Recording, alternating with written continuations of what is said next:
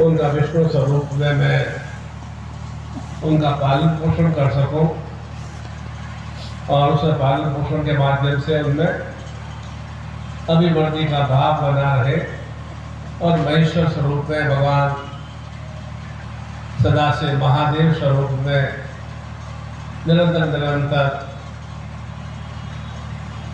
कर्म करते हुए, कार्य करते हुए परिवार को अमृतमय आनंद रस और चेतना की वृद्धि का भाव प्रदान करता हूँ, जिससे कि निरंतर परिवार में महामृत्युंजय में सुस्थितियाँ विकसित होती रहे। और महामृत्युंजय का तात्पर्य भी जो भी काल रूप स्थितियाँ हैं, मृत्यु रूप स्थितियाँ हैं, उन पर विजय श्री की प्राप्ति करना। और यह काल रूप स्थितियाँ अनेक संतापों के रूप में, कष्ट के रूप में, अवसाद पीड़ा के रूप में, कुछ अनगल शत्रुओं द्वारा तंत्र प्रेत क्रियाओं के रूप में, जो कि निरंतर हमें अधोगति की ओर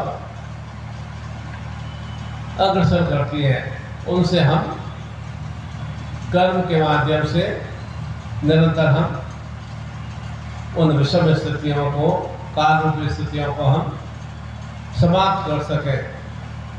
वह भाव चिंतन मृत्युंजय भाव चिंतन है, अर्थात मृत्यु रूप स्थितियों पर विजय प्राप्त करना। और जैसे मैंने कहा कि सब कुछ स्थितियां हमें कर्म के द्वारा ही प्राप्त होती हैं।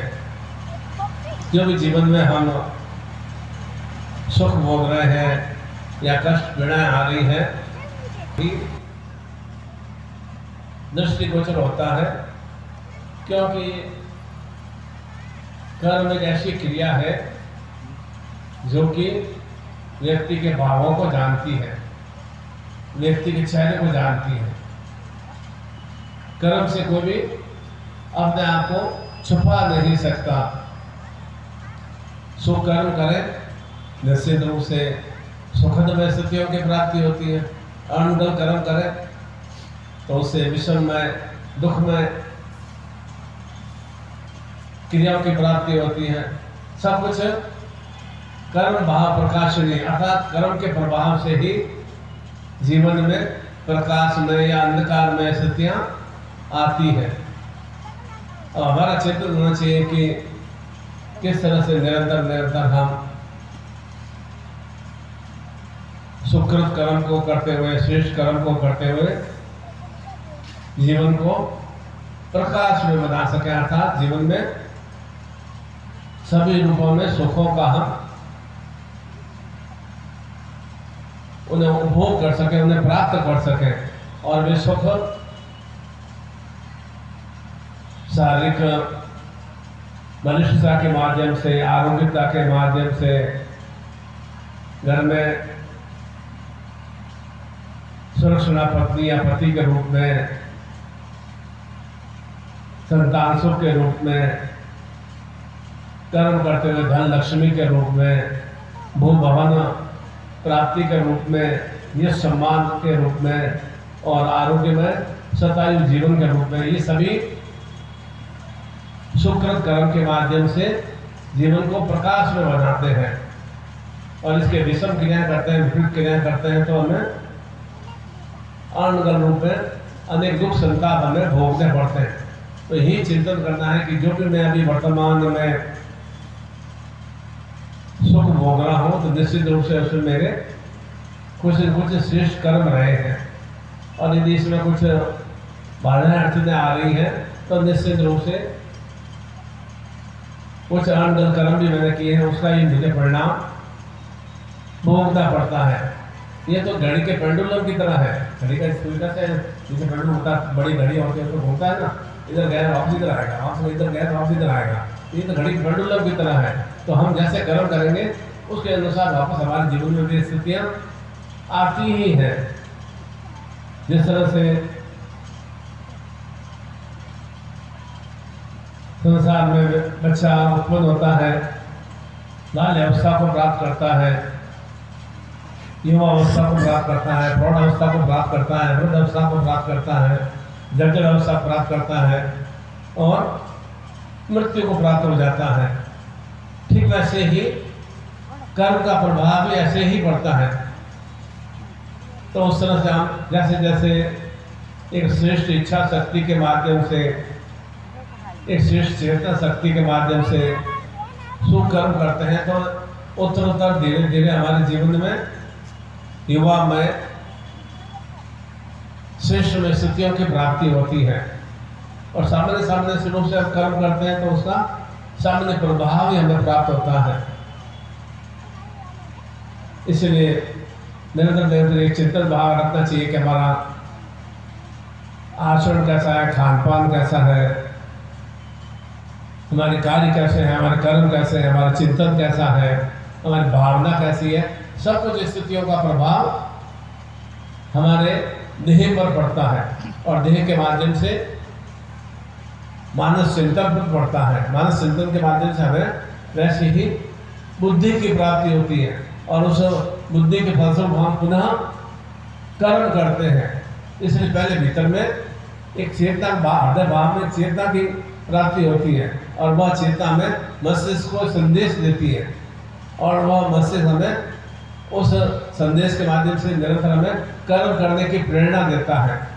अनुकूल कर्म भी हमें सब कुछ इसी माध्यम से प्राप्त होते हैं। हृदय भाव में को कर्म करने का भाव आएगा, वह मेरे मानस चिंतन में और सक्रिय होगा और फिर अनुकूल कर्म करने के लिए मेरे अंदर भीतर में अनुकूल शक्तियाँ स्वतः ही उसमें प्रोत्साहित हो जाती हैं और उसी के प्रवाह से मेरे अनुकूल मुझे संताप और कष्टों की प्राप्ति होती है, चाहे वह रोग के रूप में हो या धनहीनता के रूप में हो या शत्रुओं की वर्दी के रूप में हो या अनगल दरिद्रता या गरीबी या असहाय के रूप में हो। ये सभी हमारे जीवन में मृत्यु कारक हैं जो हमें अकाल मृत्यु की ओर धकेलती है। अर्थात समय से पूर्व ही हम सुश्रेष्ठ में क्रिया नहीं करते हुए एक पशु जीवन सा व्यतीत करते हैं, क्योंकि हमारी बुद्धि, हमारा मति, हमारा ज्ञान, हमारी चेतना, हमारा अंतर्भाव सब कुछ हमारे नियंत्रण में नहीं होता है। और जहाँ नियंत्रण नहीं होता वहाँ अनुकूल कर्म होते हैं, जहाँ अनुकूल कर्म होते हैं वहाँ अनुकूल भाव चिंतन की प्राप्ति होती है। शरीर मेरा है, सब कुछ भगवान ने इस शरीर के माध्यम से क्रिया प्रदान करता है। बुद्धि भी है तो मेरे शरीर के भीतर में है, ज्ञान भी है शरीर के भीतर में, कुज्ञान भी है तो मेरे शरीर के भीतर में, मेरे अंदर काम करने की इच्छा शक्ति है वो मेरे शरीर के भीतर में, नकारात्मक सोच है वो मेरे शरीर के भीतर में, सब कुछ मेरे कर्मेंद्रिय कहते सब मेरे शरीर के भीतर में है। और उनको मैं किस तरह से उन्हें प्रोत्साहित करता हूँ। कोई भी बाहरी रूप से कोई चीज़ बाहर से प्रवेश नहीं करती है, सब कुछ शरीर के भीतर से होता है। कर्मेंद्रिय है, ज्ञानेंद्रिय है, आँख है, नाक है, कान है, सुनने की शक्ति है, बोलने की शक्ति है, चलने की शक्ति है, बात करने की शक्ति, सब कुछ शरीर के माध्यम से ही होता है। इसलिए यह भ्रमित होना कि मुझे किसी और ने बुद्धि भ्रमित कर दी या मेरा अंदर बुद्धि रूप से क्रिया करा दी, निश्चित रूप से पहले मेरे घर में भाव उसे डाले, वो भाव डाले, मैंने उन्हें पल्लवित किया, उन्हें पोषित किया, उन्हें पोषित करने के बाद मैं अंदर कर्म की ओर प्रोत्साहित हुआ और उसका मुझे परिणाम मुझे ही मेहनत करना पड़ता है। इसलिए सब कुछ हमारी शारीरिक क्रियाएं, मानसिक क्रियाएं, आत्मिक क्रियाएं, भावनात्मक क्रियाएं सब कुछ हमारे शरीर के माध्यम से होती है। और सुकृत कर्म करते रहते हैं, निरंतर सत्कर्म करते रहते हैं, धीरे धीरे हम संतमय स्थितियों की ओर अग्रसर होते हैं। इसलिए कहा जाता है कि जितना हम शरीर को चलाते हैं उतना शरीर हमारा स्वस्थ रहता है। और ये शरीर के अंदर आलस्य प्रमाद है तो शरीर में रोगों की वृद्धि होती है। और ठीक उसी तरह से जितना हम मन को शांत रखते हैं उतना ही हमारे जीवन में शांतमय स्थितियों की प्राप्ति होती है। मन हमारा शांत है और तन हमारा क्रियाशील नहीं है, शरीर हमारा क्रियाशील नहीं है, तो ये हमारा जीवन धीरे धीरे पशु स्वरूप में बनता जा रहा है। शरीर का हम सही रूप से उसे एक्टिव नहीं रखते हैं, क्रियाशील नहीं रखते हैं, चलायमान नहीं रखते हैं, तो धीरे धीरे उस शरीर में रोगों की वृद्धि होती रहती है। और ठीक उसी तरह से मन हमेशा हम आसान सा बना के रखते हैं, वह भी प्राप्त कर लूँ, वह भी प्राप्त कर लूँ, वह भी प्राप्त कर लूँ, जो कि मेरी सीमा से बाहर है। प्राप्त कर लो, पर तो बहुत अच्छी बात है, प्राप्त करने की इच्छा बात होनी भी चाहिए, पर तो प्राप्त करने के लिए मेरे पास में कर्म करने की शक्ति कितनी है, कर्म करने की ऊर्जा कितनी है, वह भी चिंतित होना चाहिए ना। मुझे बहुत कुछ प्राप्त करना है, मेरे पास में वाहन का सुख हो, मकान का सुख प्राप्त हो, घर में है ना सब कुछ है ना, अच्छे अच्छे खान पान की व्यवस्था, सब कुछ मुझे अच्छा होना भी चाहिए, बहुत अच्छी बात है, सोच विचार बहुत अच्छा है, पर तो सोच विचार को पूर्णता प्रदान करने के लिए कर्म भाव कितना है। कर्म भाव भीतर में नहीं है तो हमारी ये सोच हमारे भीतर में अशांतता उत्पन्न करती है, और धीरे धीरे हम बहुत अधिक अवसाद स्थितियों से, नकारात्मक स्थितियों से, एक डिप्रेशन वाली स्थितियों से हम अपने आप को प्रोत्साहित सा कर लेता है, तो उत्साहित से बन जाते हैं।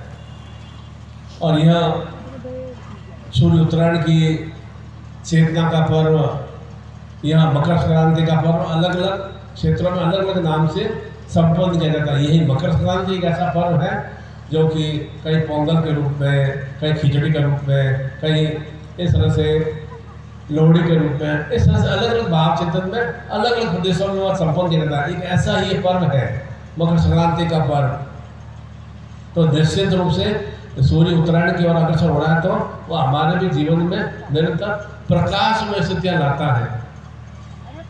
उसे हम एक साधनात्मक रूप से संपन्न करते हैं तो जीवन में साधनों की वृद्धि होती है। साधना करने का तात्पर्य भी यही है कि मेरा अपने इष्ट से, अपने कुल देवता से, अपने गुरु से जुड़ाव हो सके। और जहाँ योग वाली स्थितियाँ होती है वहाँ जीवन में सब कुछ सुवृद्धि होती है। आपका अपने आप से भी योग नहीं है, आपका शरीर, आपका मन, आपके विचार, आपका चिंतन, आपके कर्म, सब कुछ आपके भीतर में है और उसका एक सुयोग नहीं है, तो ये सब कुछ आपकी क्रियाएं अर्ध स्थितियों की ओर अग्रसर करती हैं। और जहाँ सुयोग में स्थितियाँ हैं कि मेरा अपने देवत्व शक्तियों से योग में है, भाव चिंतन है, मेरा अपना खुद इष्ट की शक्तियों से भाव चिंतन है, मेरा साधनात्मक रूप से अपने आप को अपने कुल गुरु से, अपने कुल देवता से, अपने इष्ट से जुड़ा कर रहा हूँ, तो निश्चित रूप से वहाँ पर ये दोनों ही रूपों में शक्तियाँ में एकदम बहुत ही अधिक ऊर्जा प्रदान करती है। और उस ऊर्जा के माध्यम से हमारे कर्म श्रेष्ठ में बन पाते हैं। अकेला व्यक्ति संसार को कुछ नहीं कर सकता है, हम ही तो संसार में माता पिता का सहयोग है ना, अकेले थोड़ी है कोई, आकाश से थोड़ी टपके कोई, चाहे भगवान हो, चाहे देव देवता हो, चाहे ऋषि मुनि हो, चाहे राक्षस हो, सभी माता पिता के सहयोग से संसार में है। तो जहाँ वहाँ योग में क्रिया की उन्होंने, फिर उसी तरह संसार में भी हमें अपने अच्छी अभिवृद्धि के लिए योग में क्रिया करनी पड़ेगी। चाहे हमें नौकरी व्यवसाय करते हैं तो नौकरी व्यवसाय नौकरी भी कर रहे हैं तो कहेंगे किसी के यहाँ हम कार्य कर रहे हैं, वहाँ भी योग वाली स्थितियाँ हैं। सही ढंग से कार्य करते रहेंगे तो हमारे निरंतर उस नौकरी में प्रमोशन की स्थितियाँ प्राप्त होगी, धन लक्ष्मी की वृद्धि होगी। व्यापार में भी ऐसा ही है, व्यापार अकेला मैं नहीं कर सकता हूँ, मेरा भी तो कस्टमर से कॉन्टेक्ट होना चाहिए ना, मेरे पास में ग्राहकों का आने जाना होना चाहिए ना। जब कस्टमर से आने जाना होगा, एक मेरे पास में एक आत्मीयता का भाव होगा, प्रेम का भाव होगा, तो वो मेरे कस्टमर मेरे से जुड़े हुए रहेंगे, तो निश्चित रूप से मेरे व्यापार में अच्छी वृद्धि होगी। परिवार में भी ऐसा ही है, पत्नी के साथ एक सामंजस्य रखना पड़ता है, पति के साथ एक प्रेम भाव रखना पड़ता है, संतान के साथ भी स्नेह भाव रखना पड़ता है। वहाँ पर जुड़ाव वाली स्थिति होती है तो परिवार में भी सुवृद्धि की स्थितियाँ बनती है। और जहाँ इस तरह की विलक्षणता वाली स्थितियाँ हैं, चाहे वह व्यापार में हो, चाहे नौकरी में हो या परिवार में हो, तो वहाँ पर अंधकार में स्थितियाँ हैं। अंधकार में स्थितियों को निकालने के लिए हमें वो एक साधनात्मक भाव भीतर में जागृत करना होगा। निरंतर अपने आप को अपने इष्ट से, अपने कुल गुरु से, अपने सदगुरु से अपना जुड़ाव वाली स्थितियाँ करनी होगी, क्योंकि सब कुछ प्राप्त हमें उसी से माध्यम से होता है। कोई भी आपको जीवन में कुछ इच्छा की पूर्णता की प्राप्ति होती है तो कहाँ जाते हो आप? तो दुकान में जाकर नहीं जाते हो ना, मंदिर में जाते हैं, भगवान के दरबार में जाते हैं, गुरु के चरण में जाते हैं, देवी देवताओं की भक्ति में जाते हैं, उनसे हम प्रार्थना करते हैं कि मेरे अमुक मेरे कष्ट पीड़ाएं, अमुक रोग हैं या अमुक अभाव हैं, ये मेरे समाप्त हो सके, ऐसी मुझे शक्ति प्रदान करना। वहाँ कोई चीज़ नहीं पड़ी मंदिर में, या गुरु के पास वैसे कोई चीज़ नहीं, वो आप ला के देगा, आपकी एकदम धन की कमी निकल जाएगी या रोग खत्म हो जाएंगे। वो एक शक्ति प्रदान करता है, ऊर्जा प्रदान करता है। मंदिर में व्रत उपवास भी क्यों करते हैं हम? एक ऊर्जा की प्राप्ति के लिए। व्रत उपवास से कोई धन लक्ष्मी की प्राप्ति नहीं होती है, संतान की प्राप्ति नहीं होती है, वो एक चेतना की प्राप्ति होती है, उसके माध्यम से हमारे कार्य सफलीभूत होते हैं।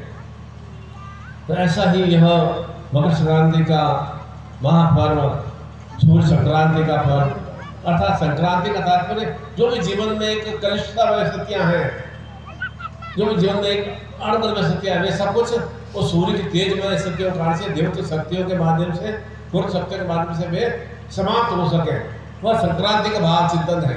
तो कहते हैं तिल के लड्डू खाने से कोई संक्रांति संपन्न हो जाएगी, ऐसा भाव चिंतन नहीं है। या हैप्पी संक्रांति, हैप्पी मकर संक्रांति कहने से कोई हैप्पी नहीं हो जाता है। हैप्पी के लिए जो भीतर में अनहैप्पी वाली स्थितियाँ हैं, ना खुशी वाली स्थितियाँ हैं, उन्हें समाप्त करने के लिए हमारा अपने इष्ट से, हमारा सदगुरु से जुड़ाव हो, साधक रूप से जुड़ाव हो, तो निरंतर जीवन में एक शांतमय स्थितियों की वृद्धि होती है। तो जीवन में एक शांतता वाली स्थितियाँ आती है, हमारा मन प्रसन्न में रहता है। और जितना अशांत में अपने मन को प्रसन्न अशांत में रखेंगे, उतना ही हमारे जीवन में जल्दी हम मृत्यु वाली स्थितियों को प्राप्त करते हैं। मेरा मन बहुत उद्विग्न रहता है, मुझे बहुत क्रोध आता है, मुझे बहुत चिड़चिड़ापन रहता है, बहुत मुझे गुस्सा आता है, मान के चलो कि उसके अकाल मृत्यु की ओर वो अग्रसर हो रहा है। चाहे वह स्त्री हो, पुरुष हो, बालक हो, बालिका हो, या हमारे संतान हो, कपूर नानक संतान भी होता है, वो अगर इस तरह क्रिया करता है, मान के चलो उसके अकाल मृत्यु का योग बन रहा है, क्योंकि वह स्वयं ही अपनी मृत्यु का कारण बन रहा है। और जितना हम शांत रहते हैं, प्रसन्न में रहते हैं, जो कुछ मुझे प्राप्त हुआ है, मैं लेकर के आया था संसार में। आप पैदा हुए लेकर कुछ आए थे क्या? मुझे मकान नहीं मिला, मुझे पैसा नहीं मिला, मुझे अपने पिता से वो नहीं मिला, मुझे वो जमीन नहीं मिली, मुझे ऐसा ज्वेलरी नहीं मिला, मुझे ससुराल से कुछ नहीं मिला, लेकर तो मैं कुछ नहीं आया संसार में पैदा हुआ जब, और लेकर मुझे कुछ जाना ही नहीं, तो फिर मैं क्यों दूसरों का अभिलाषा रखूँ? ये चिंता होना चाहिए। जब मैं लेकर मैं कुछ नहीं आया, तो मैं लेकर नहीं आया तो मुझे प्राप्त हुआ या नहीं हुआ, तो मेरे खुद के कर्मों का भाव चिंतन है। और लेकर मैं आया नहीं, और हमें अच्छा लगता है मुझे पिता से ये प्राप्त हो जाए, मुझे ये उस व्यक्ति से मुझे ये प्राप्त हो जाए, ये प्राप्त हो जाए, मैं लेकर तो कुछ आया नहीं, मैंने पिता को कुछ दिया तो है ही नहीं, दिया नहीं तो मैं लेने की इच्छा मैंने कहाँ से रखूँ? अर्थात मेरे भीतर में कर्म करने का भाव चिंतन नहीं है। और ये क्रोध, उन्मान या अणगल स्थितियाँ, कटु वचन, ये उत्तरोत्तर धीरे धीरे हमारे ही जीवन को नारकीय स्थितियों की ओर अग्रसर करती है। इसीलिए आज इस महापर्व पर जो भी जीवन में सर्वप्रथम शरीर रोगग्रस्त है, तो मान के चलो कि आप कर्म करने में असक्षम से होते जा रहे हैं। तो ये रोगों में धीरे धीरे आपकी अभिवृद्धि हो रही है। 25 साल की उम्र में रोग लग गया है, 40 साल की उम्र में रोग लग गया है, तो मान के लो अभी 2 रोग लग गया है, तो धीरे धीरे 45 साल की उम्र में 4 रोग 6 रोग हो जाएंगे, क्योंकि हम उसका कोई उपाय करते नहीं है। कोई हम अपने भीतर में शुद्ध आचरण वाली स्थितियाँ रखते भी नहीं है। ज्ञान में सब है, ऐसा नहीं ज्ञान नहीं है, ज्ञान में सब है। पैदा हुए जब रोगग्रस्त थोड़े पैदा होते हैं, हम रोगी बन के थोड़े पैदा होते संसार में। उसमें देखते मान बहुत स्वस्थ रूप से बहुत ही घर पे 9-10 महीने रखा, स्वस्थ रूप से उत्पन्न किया। ये सब कुछ अणगल स्थितियाँ संसार में आने के बाद हमने स्वयं ही उन्हें आत्मसात की। तो इसलिए आज सर्वप्रथम काल सर्प दोष, अकाल मृत्यु निवारण, या अर्थात काल रूपी स्थितियाँ जो निरंतर मुझे जीवन में दुख प्रदान कर रही है, कष्ट प्रदान कर रही है, उन काल सर्प दोष निवारण के लिए विशेष रूप से आज ये शनिश्चर्य दिवस भी है, शनि शक्ति पर्व भी है, और विशेष रूप से या पौष मास शुक्ल पक्ष की सकटहरण चतुर्थी का दिवस भी है, और विशेष रूप से शनिवार भी है। तो जो भी नवग्रहों का पाप संताप दोष हो, या अणगल रूप से मेरे को दशा चल रही हो, अणगल दशा में क्या है, तो शनि, राहु, केतु और मंगल, ये और सूर्य यदि नीच भाव में हो, तो निश्चित रूप से शरीर में रोग रहते हैं, मानसिक चिंता रहती है, अवसाद रहता है, ये निश्चित रूप से ये व्यक्ति के साथ घटती है। उससे निवृत्ति के लिए काल सर्प दोष निवारण किया सत्यवाद दीक्षा से हम अभिभूत होंगे, और साथ ही साथ जीवन में हमारे सूर्य तेजस्विता में स्थितियों की प्राप्ति हो, अर्थात जीवन का अंधकार समाप्त हो सके। और अंधकार को समाप्त करने के लिए वही सात्वतक भाव चिंतन हमें प्राप्त करना होगा, जो कि अंधकार में से कहाँ से प्राप्त होनी है? तंत्र के रूप में, प्रेत बाधा के रूप में, शरीर बंधन के रूप में, या किसी ने आनकर खिला पिला दिया है, या हमारी बुद्धि मति को भ्रमित कर दिया है। तो ये जीवन में हमारे अंधकार में स्थितियाँ उत्पन्न करती है। काम व्यापार को बांध दिया है, नौकरी में प्रमोशन नहीं हो रहा है, नौकरी की प्राप्ति नहीं हो पा रही है, या बच्चे अच्छी शिक्षा नहीं ले पा रहे हैं, ये सभी क्या है? ये अंधकार में स्थितियाँ हैं। ये सभी किसी न किसी, मेरे दूसरा बच्चा तो बहुत अच्छा होशियार है, टैलेंटेड है, लड़की अच्छी होशियार है, पर तो मेरा छोटा वाला बेटा बिल्कुल पढ़ने में एकदम नकारात्मक बन रहा है। तो निश्चित, और उससे क्रोध भावना भी आ रही है, उससे उन्माद भी आ रहा है, और कहना भी नहीं मान रहा है, तो निश्चित रूप से उसके ऊपर किसी न किसी तंत्र प्रयोग या प्रेत बाधा या पिशाच बाधा या शरीर बंधन की क्रियाएं की है। मर्ती बुद्धि में काम ही नहीं करती है। ये दोनों ही दिशाएं हमें अभी आज के दिवस में, शनिवार के दिवस पर हमें उसको आत्मसात करना होगा। तो निश्चित रूप से हमारे जीवन में विनायक चतुर्थी, गणपति चतुर्थी का पर्व है विशेष रूप से, और ये शनिश्चर्य सप्तमी पर्व है, और विशेष लोहड़ी का और मकर संक्रांति पर्व भी प्रारंभ हो गया। तो ऐसे मकर संक्रांति पर निरंतर हमारे भी जीवन में सूर्य तेजस्विता में स्थितियाँ रहे, और निरंतर जो भी कास्तर रूपी या नवग्रह बाधाओं के दोष के रूप में, या शरीर कष्ट पीड़ा से युक्त है, शरीर स्वस्थ नहीं है, तो भले आपके पास धन दौलत कितना भी हो, अच्छा मकान हो, 6 करोड़ का मकान हो या 4 मंजिल का मकान हो, तो आपके लिए व्यर्थ है। शरीर स्वस्थ है तो भले आपको मतलब कहा जाता है कि फिर तो आपको काजू बादाम खाने की जरूरत ही नहीं पड़ती, क्योंकि हम सूखी रोटी खा लेंगे तो हमारे पाचक योग हो जाता है, और जो हम कितने भी दवा निकलते रहे और फिर हमारे शरीर में अस्वस्थता बनी हुई है, तो हर समय मानसिक रूप से शारीरिक रूप से हम अपने आप में उन्माद में रहते हैं।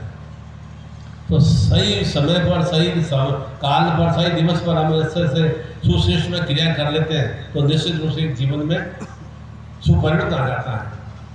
प्रत्येक दिवस हमें ये उत्तरायण काल का प्रत्येक दिवस का हमें उसका सदुपयोग करना है, तो हमारा जीवन एक उत्सव में बन पाता है, एक आनंद में बन पाएगा। और सामान्य रूप से करेंगे, अगले साल देख लेंगे, तो अगले साल देख लेंगे तो अभी 25 वर्ष की उम्र होंगे, आगे 56 वर्ष की उम्र हो जाएंगे, 57 वर्ष की उम्र, सभी तो निकलता जाएगा।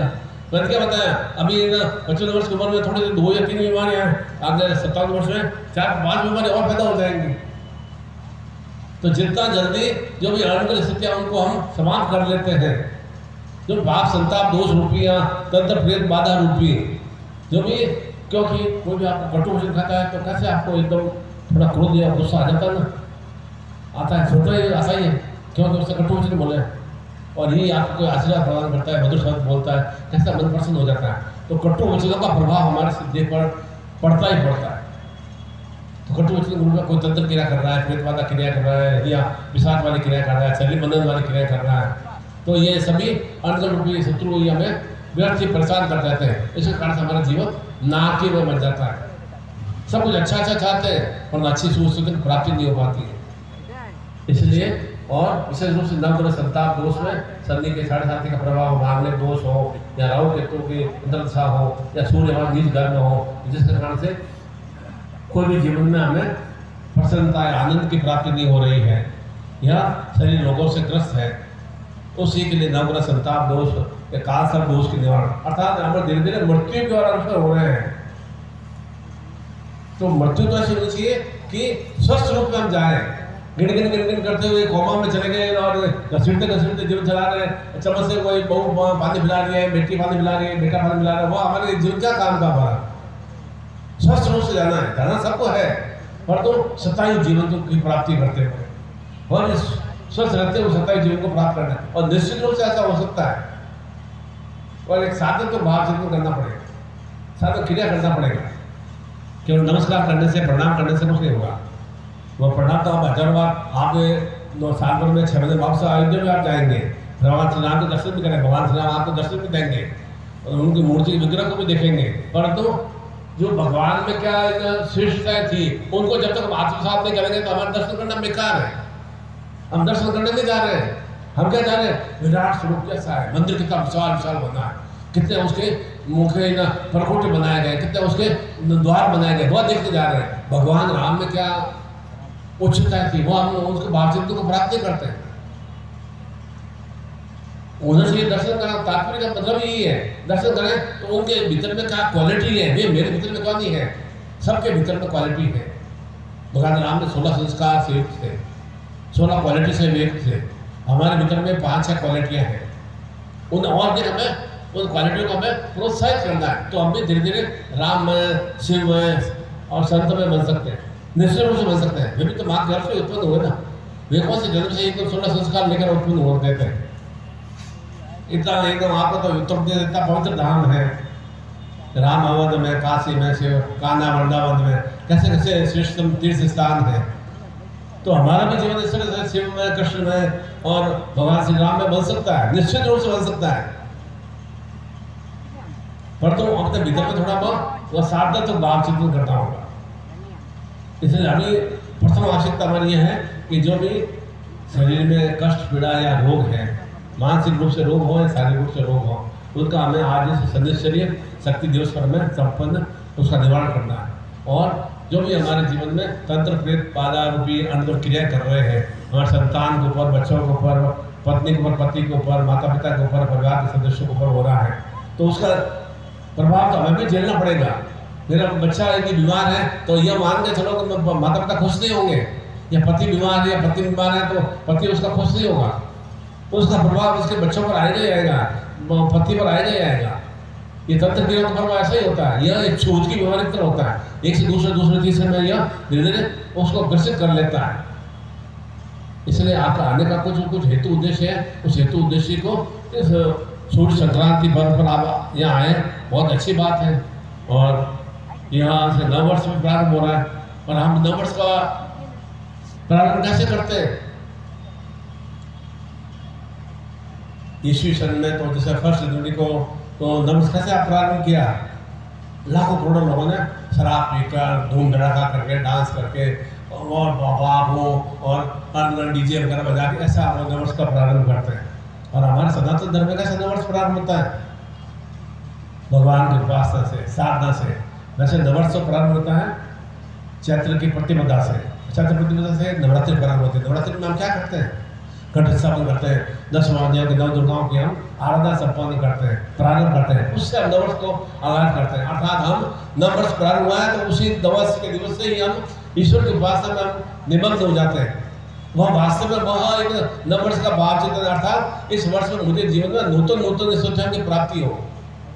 तो वैसी स्थितियों के आपके जीवन में नूतन स्थितियों को आत्मसात करना, तो पहले जो कनिष्ठ में रोग है और वे कृष्ण और ज़्यादा क्रिटिकल नहीं बने, और मतलब वे वैसे नासूर की तरह नहीं बन जाए, और जिससे कि मेरे जीवन में पूर्ण रूप से अपंग सा हो जाए या मतलब क्रियाहीन सा हो जाए, ऐसा जीवन नहीं चाहिए। और उसका प्रभाव दूसरों पर पड़ेगा ही पड़ेगा।